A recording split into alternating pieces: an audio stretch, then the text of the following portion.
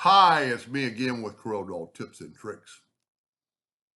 Part 3 of this, I made a couple of videos on how to make this, and then I was just playing with it before I deleted the file, and I came up with this, and I actually kind of run into a problem, but I don't think it's really a problem. But I'm gonna take a perfect square and hit P, and then I'm gonna take a 2-point line, and I think I just figured out what I could do differently.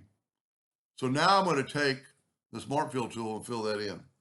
And if you notice, I had this in the way, so the Smart Fill didn't get all that way. So let's take the Smart Fill tool and fill that in.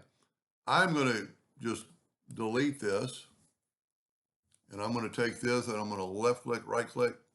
And I'm going to do this 2 different ways to see if it comes out different. So I'm going to make a duplicate of this too. So I'm going to grab this. I'm going to go up to Effects and Envelope and put it in that form, and it does something. Oh man, it really did it weird that time. Let's try vertical. That's what I kind of wanted. I still don't want the slant, but you can see how the envelope tool does, and this might look pretty cool.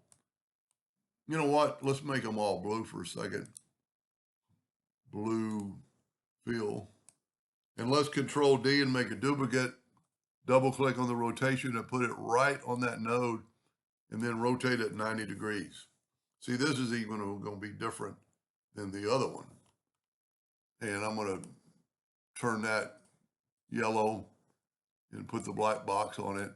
Basically the same, it just did a little bit. So that just kind of shows you the envelope tool and what it can do different.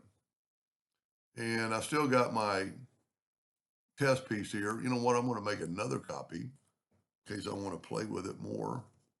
And I'm going to take this, and this time I'm going to go envelope, but I'm going to go horizontal and just see what it does. Same thing. So putty, which I normally use, does this, and it really messed it up. So let's try original. See, so it's either way. Now let's try one more thing. Let's take away, let's go back to vertical and just have straight line mode. That's basically the same thing. Let's back up here one more time. Let's go horizontal in straight line mode. See, it's going to curve it. I don't use this much. But anyway, it's still a cool graphic. I like it. And let's put a black box around the newest one. Kind of weird looking. Anyway, I hope that helps somebody someday, and thank you for watching.